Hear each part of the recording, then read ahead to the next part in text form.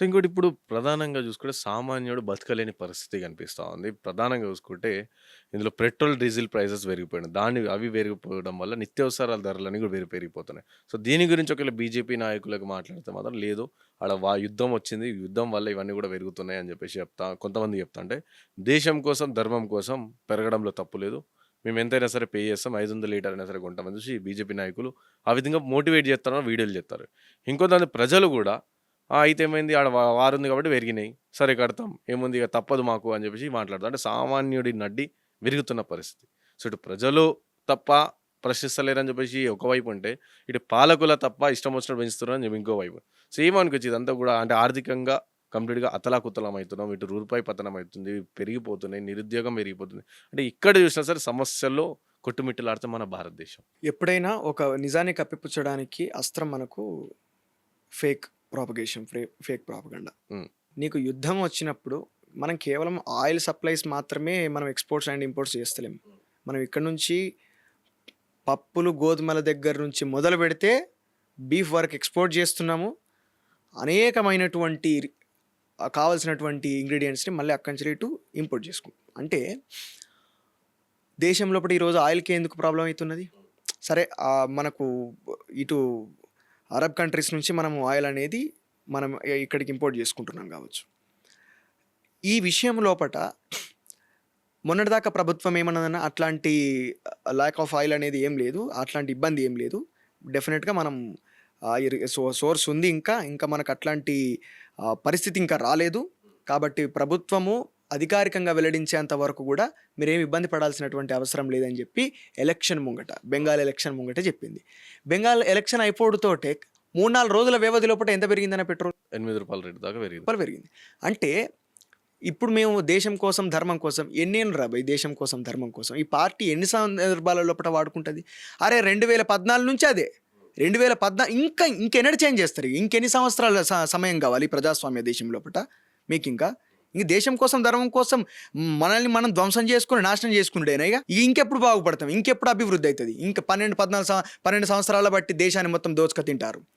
అందుకే దీంట్లో ఇద్దరు కూడా దొంగలు, కాంగ్రెస్ అయినా బీజేపీ అయినా. ఎందుకంటే ఆర్థిక సరళీకరణలు అన్నటువంటి ఎప్పుడైతే మనము ఆర్థిక మాంద్యంతో భారతదేశం అల్లాడిపోయింది ఒక 20-30 సంవత్సరాల కిందట, ఈ పివి నరసింహారావు కావచ్చు, తర్వాత వచ్చినటువంటి మన్మోహన్ సింగ్ కావచ్చు, ప్రైవేటు పెట్టుబడులను ఆహ్వానించుకుంటా ఆర్థిక సరళీకరణను ప్రవేశపెట్టిన తర్వాత అక్కడి నుంచి స్ఫూర్తి పొందినటువంటి బీజేపీ ఏం చేసిందంటే కంప్లీట్గా భారతదేశం మొత్తాన్ని ప్రైవేటైజేషన్ చేసే క్రమం లోపల భాగంగా నువ్వు ఇన్ని రోజులు జీఎస్టీ వసూలు చేసినావు, దాదాపు 200 లక్షల కోట్ల రూపాయల వసూలు చేస్తున్నారు. రఘునందన్ రావు చెప్పినటువంటి ఒక ఎంపీ చెప్పినటువంటి స్టేట్మెంట్ ప్రకారం 200 లక్షల కోట్లు, నీకు 50 లక్షల కోట్లు అయితే వరల్డ్స్ లార్జెస్ట్ థర్డ్ ఎకానమీగా ఏర్పడుతుంది భారతదేశం అని చెప్పి మాట్లాడిన వాళ్ళు, నీ 200 లక్షల కోట్లు ఎవరి సంఖ్యలకు పోయినాయి, ఎవరి ఇంట్లోకి పోయినాయి, ఎవరి బీరువాలకు పోయినాయి తెలియదు.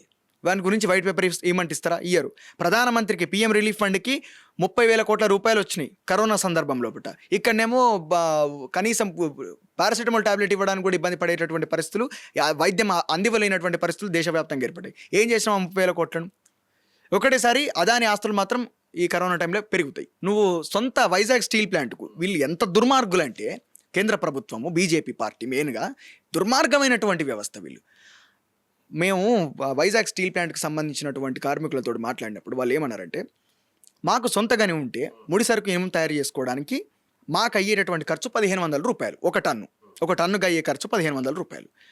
మేము ఎక్కడి నుంచి తెచ్చుకుంటున్నాము? ఎక్కడో మహారాష్ట్ర లేకపోతే ఇంకా వేరే ప్రైవేట్ మైన్స్ నుండి మేము తెచ్చుకోవాల్సి వస్తుంది ముడి సరుకును. దానివల్ల మాకు అయ్యే ఖర్చు 7,000-8,000 రూపాయలు. ఇక నష్టపోక ఏమవుతుందన్న వైజాగ్ స్టీల్ ప్లాంట్ గవర్నమెంట్ సొంతగాని కేటాయించేటటువంటి అవకాశం ఉండి, ఇంత పెద్ద సంస్థ, 1,00,000 మంది ఆధారపడ్డటువంటి సంస్థ, చాలా పెద్ద సంస్థ, దాదాపు 2,000 ఎకరాలలో నెలకొన్నటువంటి సంస్థ, దానికి ఎందుకు ఇయ్యారన్నా సొంత మైనింగ్ కేటాయిస్తే Vizag steel plant one of the largest economy ఇచ్చేటటువంటి సంస్థగా తయారవుతుంది. ప్రభుత్వ రంగ సంస్థ, పూర్తి కంప్లీట్ లెవెల్ గవర్నమెంట్ అఫిలియేటెడ్ సంస్థ. అది ఎందుకు దాని గురించి ఈరోజు మీరు పట్టించుకోరు? దాన్ని కావాలని నష్టాల్లోకి నెట్టి, సొంత మైన్స్ ఇవ్వకుండా దాన్ని కావాలని నష్టాల్లోకి నెట్టి, ఇగో నష్టం వచ్చిందని చూపెట్టి, ఇప్పుడు ఆ సంస్థను మూసేసే ప్రైవేటీకరణ చేసేటటువంటి పరిస్థితికి తీసుకొస్తున్నారు. అంటే ప్రతి సంస్థని ఎల్ఐసి ఎక్కడ నష్టపోయిందని ఎందుకు ప్రైవేటైజేషన్ చేయాలి? ఎల్ఐసి కావచ్చు, బిఎస్ఎన్ఎల్ నష్టపోవడానికి రీజన్ ఏంది? నువ్వు గవర్నమెంట్లో ఉన్నవి ఒక భారత్ సంచార్ నిగమ్ లిమిటెడ్ అనేది ఒక ప్రభుత్వ రంగ సంస్థ, నువ్వు దాన్ని ప్రోత్సహిస్తావా? నువ్వు ప్రభుత్వం లోపల ఉండే నువ్వు అంబానీ తోటి జియో అని పెట్టించి, ఎందుకు జియో అని పెట్టించిందన్న వీళ్ళు కంప్లీట్గా బీజేపీని నరాన నింపడానికి, అది చాలా సులభతరం చేయడానికి మెయిన్గా ప్రతి ఒక్కరి చేతి లోపల ఉన్నటువంటిది ఫోన్. ఈ ఫోన్ ద్వారా అందరిని మాయ చేయడానికి ఇది చాలా సులభతరం కావాలి. ఇన్ఫర్మేషన్ వీళ్ళకి రావాలంటే, వీళ్ళ ఫేక్ ప్రాపగండా అనేది కంప్లీట్గా పోనంటే, కాబట్టి దానికి ఆజ్యం పోసి సహకరించగలిగేటువంటి వ్యక్తి అంబానీ. కాబట్టి ఒకటి జియోని పెట్టి మిగతా సంస్థలను నష్టపరిచి ముఖ్యంగా బిఎస్ఎన్ఎల్ని మూసేసే పరిస్థితికి తీసుకొచ్చిండు మోడీ. ఇంత ప్రతి సంస్థను ప్రతి వ్యవస్థను విచ్ఛిన్నం చేసుకుంటూ వచ్చి అలవాటు పడిపోయారు జనం. దేశం కోసం ధర్మం కోసం అదమ్ముతాడు కాబట్టి వీళ్ళు తలకాయలు ఊపాలి అంతే. ఏదో చేస్తున్నాడు మోడీ, ఏదో చేస్తున్నాడు, ఏం చేస్తున్నాడో తెలియదు, చెప్పరు బయటికి. ఏమనంటే దేవుని అడ్డం పెడతారు. అరే భగవంతుడికి మీ పార్టీకి సంబంధం ఏమున్నది? రాముని అడ్డం పెడుతున్నారు. రామునికి మీ పార్టీకి సంబంధం ఏమున్నది? రాముని యొక్క గుడి బయట ఉండే మట్టికి సరిపోతారా మీరు? సరిపోరు. ఎందుకంటే రాముని ఆదర్శాల లోపల వీళ్ళు కించిత్ కూడా పాటించారు కాబట్టి. వీళ్ళకు ప్రజల పట్ల ప్రేమ లేదు. దోసుకునేటోడు. అరే ఒక ఆస్తులు, అంబానీ ఆస్తులు పెరుగుతున్నాయి, అదాని ఆస్తులు పెరుగుతున్నాయి, సామాన్యుడు ఎందుకు నష్టపోతాడు? ఈ క్వశ్చన్ ఎప్పుడన్నా ప్రజలకు వాళ్ళు వేసుకుంటున్నారా? ఎన్ని రోజులు కడతారు అబ్బాయి? ఎన్ని రోజులు కడతారు? మా అంటే ఒక సంవత్సరం కట్టుకుంటారు కావచ్చు. 500 రూపాయలు అవుతుంది రేపటి రోజున లీటర్ పెట్రోల్ అనుకుందాం.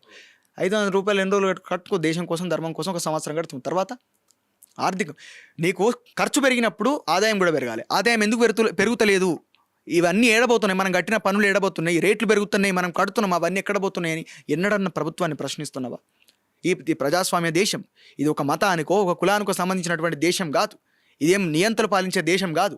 ఇది ప్రజాస్వామ్యం. ప్రజల చేత, ప్రజల కొరకు, ప్రజలు ఎన్నుకోబడినటువంటి నేతలు జీతగాళ్ళుగా పనిచేసేటటువంటి వ్యవస్థ లోపల ఉన్నాం మనం. ఆ జీతగాళ్ళు నీకు చక్కగా పనిచేస్తలేరు, నిన్నే దోపిడీ చేస్తున్నారు. నీ సంపదను ఇంకొకరికి కలెక్ట్ చేసి 10 మంది దగ్గర కలెక్ట్ చేసినటువంటి సంపదను ఒక్కరికి కట్టబెడుతున్నాడు. దాన్ని నువ్వు ఎందుకు ప్రశ్నించావని చెప్పి ఈరోజు భారతదేశ సమాజాన్ని ప్రశ్నిస్తూ ఉన్నాం. వాళ్ళను చైతన్యపరచడానికి అనేక రకాలుగా మనం పోట్లాడుతాం. ఆర్థిక వ్యవస్థ ఎందుకు నష్టపోతున్నది? ఎందుకు ఎకానమీ పడిపోతున్నది? ఆర్థిక సరళీకరణ పేరుతోటి ఈరోజు ప్రైవేటైజేషన్ చేస్తే బాగుపడాలి కదా, ఎందుకు బాగుపడతలేరు? వాళ్ళు చెప్తున్నారు కదా ప్రైవేటైజేషన్ చేస్తున్నారు, మేము 3rd లార్జెస్ట్ ఎకానమీగా తీర్చిదిద్దుతాం ఇండియా అని చెప్పానంటే, సరే ఇంకెన్ని రోజులు పడుతుంది? ఓకే, ప్రైవేటైజేషన్ చేస్తున్నావు. ప్రైవేటైజేషన్ చేస్తే బాగుపడుతున్నారా? ఎందుకు ఖర్చుల పాలవుతున్నావు? నీకు నువ్వు ప్రశ్న వేసుకో. నేను ప్రతి విద్యార్థిని అడుగుతున్నా, ప్రతి యువతను అడుగుతున్నా. ఈరోజు జెన్జీ లోపల బీజేపీకి సపోర్ట్ చేసేటటువంటి ప్రతి ఒక్కరిని నేను తిట్టువని అంటలేను. నీకు నువ్వు ప్రశ్నించుకో, నీ పార్టీని కూడా ప్రశ్నించకు, నన్ను ప్రశ్నిస్తే అడుగు. నాకు తెలిసిన అవగాహన మేరకు నేను చెప్తా కావచ్చు. ఒక్కసారి నువ్వు ప్రశ్నించుకో. 12 సంవత్సరాల నుండి వీళ్ళు మంచిగా చేస్తే నీకు రేట్లు ఎందుకు పెరిగినాయి? నీ ఖర్చు పెరుగుతుంది, ఆదాయం ఎందుకు పెరుగుతలేదు? నువ్వు ఉద్యోగం కోసం ఇంకా ఎందుకు ఏడుస్తున్నావు? నువ్వు కొంచెం లోన్ తీసుకొని నువ్వు ఒక బిజినెస్ పెట్టుకుందాం అని చెప్పని అనుకుంటే నిన్ను సిబిల్ స్కోర్ పేరు పెట్టి ఆపుతున్నారు. అరే వాడు పన్ను విధించేటప్పుడు ఎట్లా ఏమన్నా నిన్ను అడగనిస్తలేడు. కానీ వాడు నువ్వు లోన్ తీసుకోవాలంటే సిబిల్ స్కోర్ అడుగుతాడు. ఎందుకు అడుగుతాడు? వానికి ఏం అసలు సిబిల్ స్కోర్ ఎవరు నిర్ణయిస్తున్నాడు? ఈ ప్రశ్నలు వేసుకోరా భయ్, వేసుకుంటే నీకే తెలుస్తుంది.